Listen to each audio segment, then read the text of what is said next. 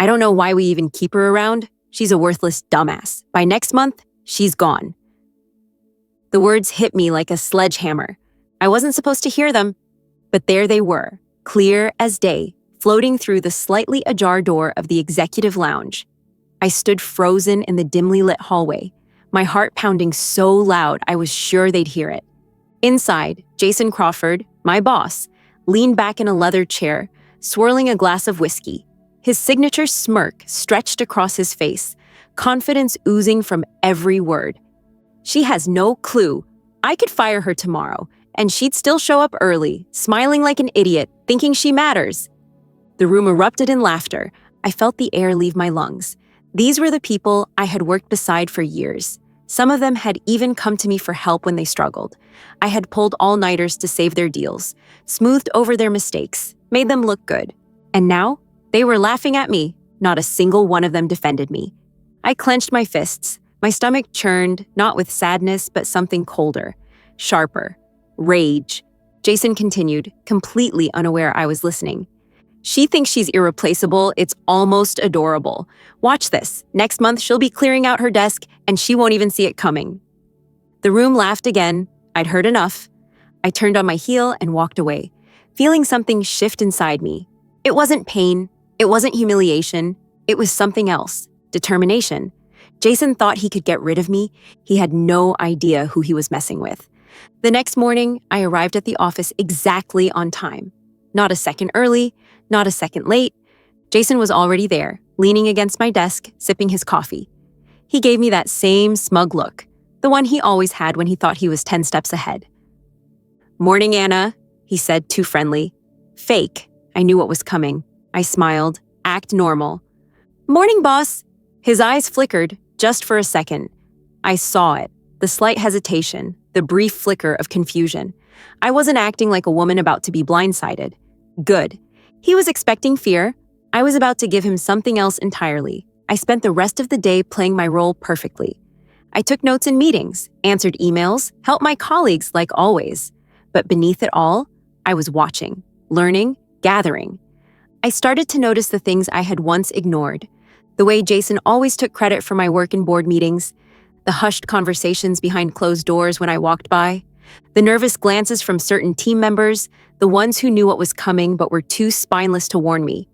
And Jason, he walked around like a king on his throne, completely unaware that his empire was about to crumble. That night, I didn't go home and cry. I didn't drown in self-pity or wallow in despair. Instead, I opened my laptop and got to work.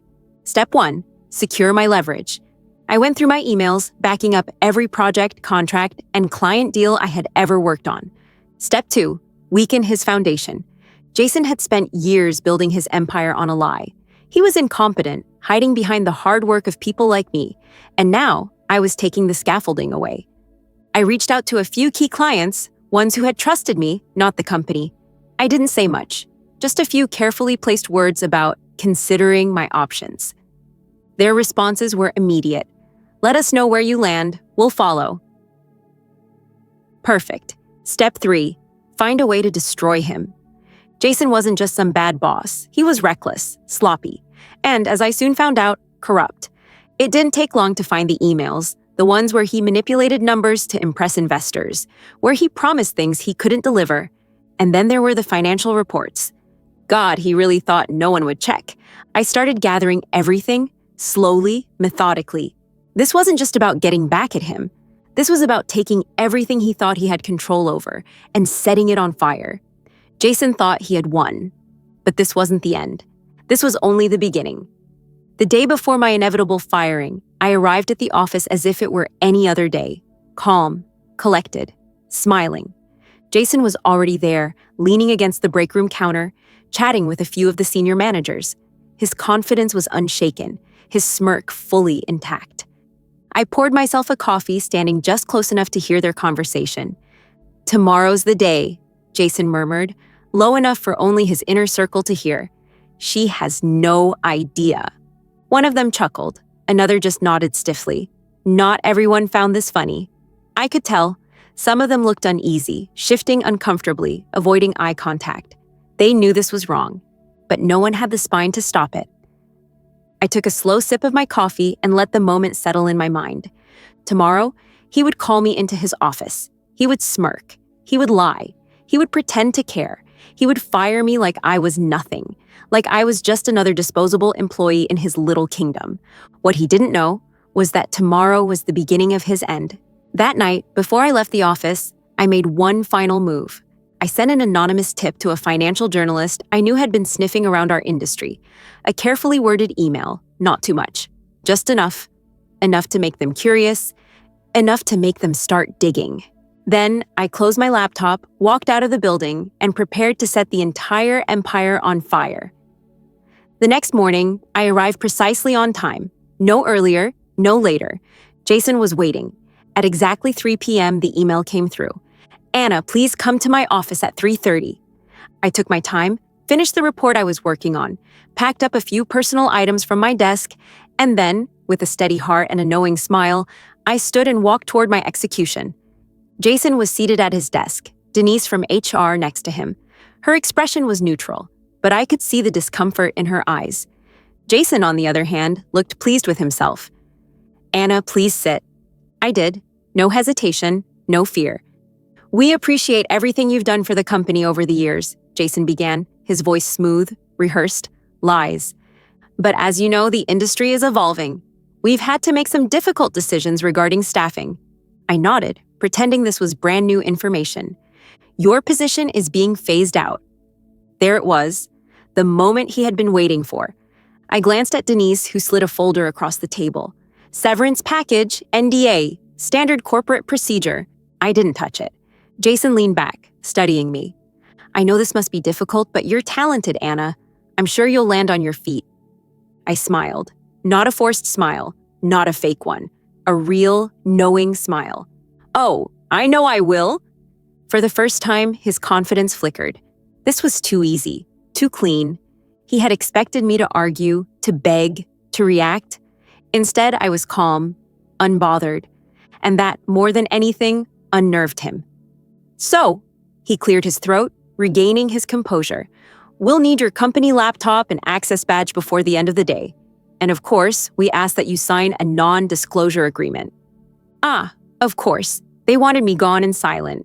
Still, I said nothing, just nodded politely, as if I hadn't already prepared every step of my revenge.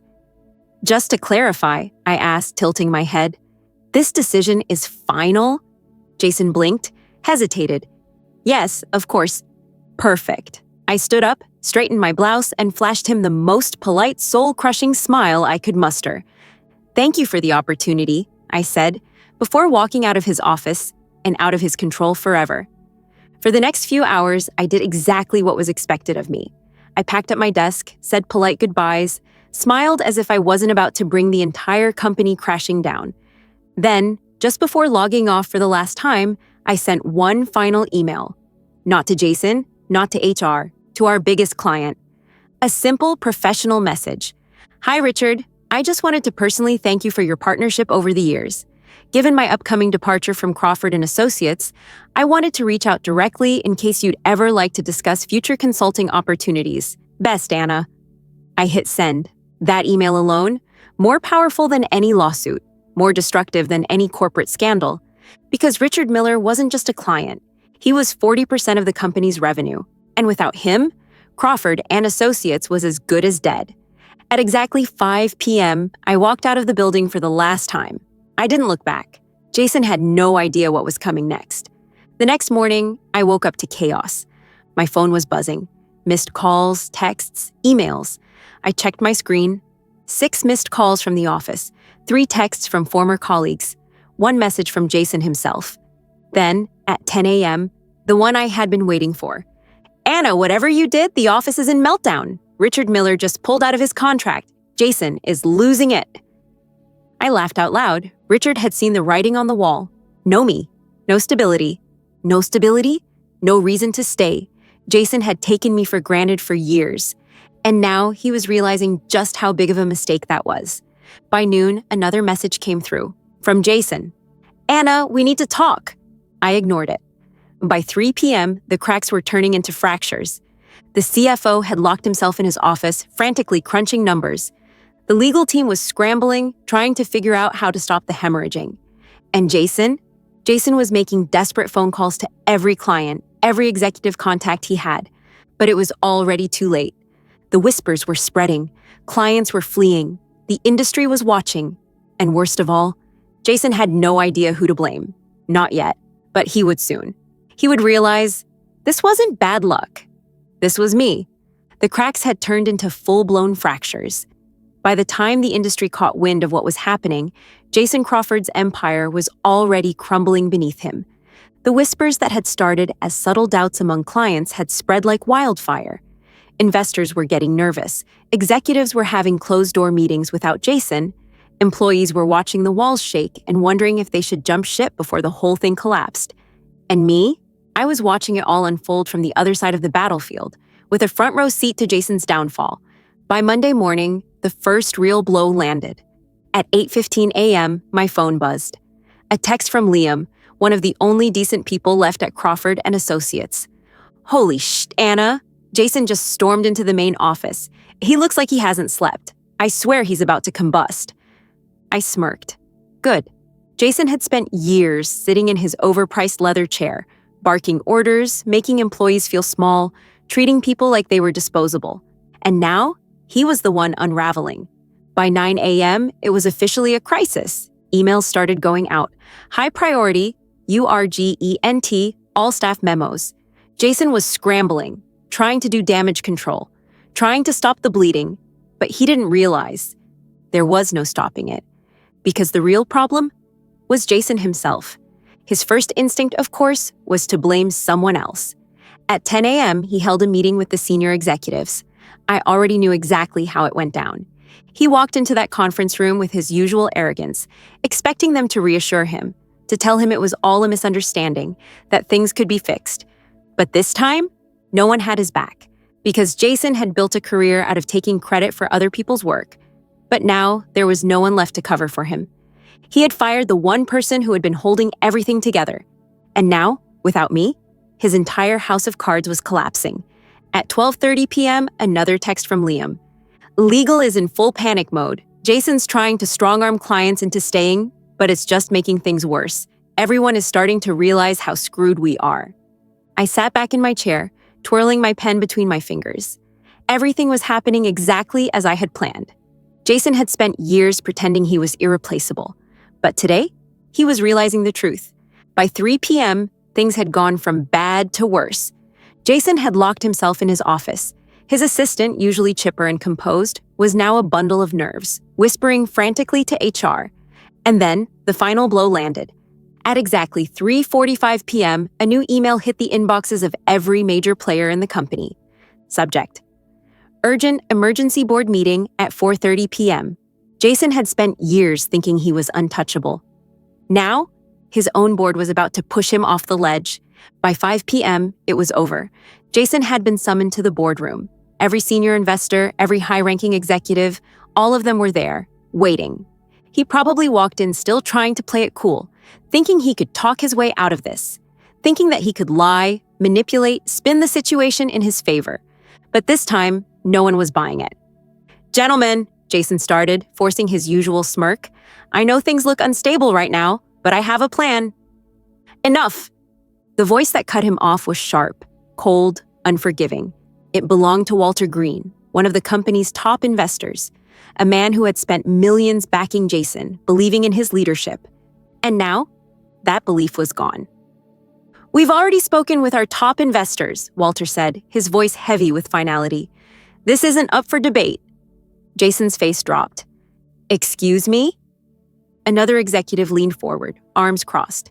We've lost 3 of our biggest clients in the past week. That's millions in revenue. Vanished overnight. Investors are pulling out. The stock is tanking.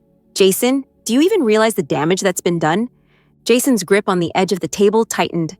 You think this is my fault? He scoffed, trying to laugh it off. A sharp bark of laughter came from the other side of the table. You fired the person who was keeping this company together, someone else said, voice dripping with condescension. And now she's using everything she built here to destroy you. Jason's jaw clenched. He knew exactly who they were talking about. For the first time in his career, Jason had nothing to say. because he had spent years taking credit for my work. But now that I was gone, there was nothing left. At 6 p.m., the email went out. Subject: leadership announcement. Effective immediately, Jason Crawford has stepped down as CEO of Crawford and Associates. An interim leadership team will be announced in the coming weeks. There it was. Jason was out. The man who had called me a worthless dumbass had just been thrown out of his own company like garbage. And me? I was sitting in my new office, at his biggest competitor, watching the empire he built burn to the ground. Jason had underestimated me. That was his first mistake. But firing me? That was the mistake that destroyed him.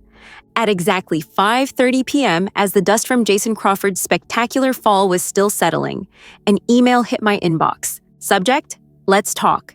It was from Jason. I stared at the subject line for a moment, a slow smirk forming. Of course. This man had spent years treating me like I was nothing, mocking me behind my back, laughing about how worthless I was. And now? He was reaching out. I clicked it open. Anna, I think we both know things have gotten out of control. I won't pretend we've always seen eye to eye, but we worked together for a long time. I know you're behind this, and I think it's time we put this behind us. Let's meet. Jason, I let out a low chuckle. Put this behind us? He really thought he could just undo everything with a meeting? I didn't even hesitate before hitting reply. Jason, there's nothing to discuss. I already told you, this isn't fixable. Enjoy your weekend? Send. And just like that, I closed the last chapter of Jason Crawford's career. But my story? My story was just getting started. Monday morning, I walked through the sleek glass doors of Sterling and Associates, Jason's biggest competitor, the very company he had spent years belittling and undercutting. And now, I was one of their senior partners. Nathan Pierce, the CEO, greeted me in the executive lounge with a firm handshake. "Welcome aboard, Anna," he said, eyes sharp with satisfaction. "From what I hear, you've already made quite an impact." I smiled. "I like to be efficient," Nathan chuckled. "Well, you're exactly what we need. The clients you brought in, they trust you. And more importantly, they're ready to grow." That was the difference between Jason and me. Jason burned bridges, I built empires, and this was just the beginning. I should have known Jason wouldn't disappear quietly. Later that afternoon, my assistant knocked on my office door. "Anna, you have a visitor." I glanced up. "Who?" She hesitated. "Jason Crawford." "Ah." I leaned back in my chair, a slow, deliberate breath leaving my lungs. "Send him in." A few moments later, Jason walked in, or rather what was left of him. His once expensive suit was wrinkled. The cocky smirk was gone. His eyes, tired, defeated. For the first time in his life, he looked small. I didn't say anything at first, just let him stand there, waiting. Finally, he let out a humorless chuckle. "You really did it, huh?" I tilted my head slightly. "Did what?" His jaw clenched. "You destroyed me." I didn't correct him, because he wasn't wrong. Instead, I simply said, "You destroyed yourself." A long silence stretched between us. Then Jason did something I never expected. He let out a slow breath, ran a hand down his face, and muttered the last thing I ever thought I'd hear from him. "I need a job." I almost laughed. Almost. Instead, I just stared at him. Jason Crawford, the man who had mocked me, humiliated me, called me a worthless dumbass in front of the entire company. And now he was standing in front of me, begging. It was poetic, perfect. I could have crushed him in that moment. I could have humiliated him, made him beg harder, watched him crumble under the weight of his own failure. But instead, I just stood up, walked over to him, and met his defeated gaze. "Jason," I said, voice calm, measured, "you don't need a job. You need a lesson." His eyes darkened, but he said nothing. I smiled, cold, knowing, final. "Good luck, Jason." And with that, I turned, walked back to my desk, and just like that, I dismissed him for good. That night, as the city lights sparkled outside my office window, I sat back in my chair, glass of wine in hand. Everything felt different now. For the first time in years, I wasn't just someone else's employee. I wasn't the woman working in the background, while someone else took the credit. I was the one in control. I thought back to that humiliating night. The video, the laughter, the betrayal. And now I wasn't just Anna, the disposable employee. I was Anna, the woman who built her own future. I was Anna, the woman who proved that loyalty should never be given to those who don't deserve it. I was Anna, the woman who knew her own worth. I smiled to myself, took a slow sip of my wine, and whispered the words Jason Crawford had never seen coming. I win.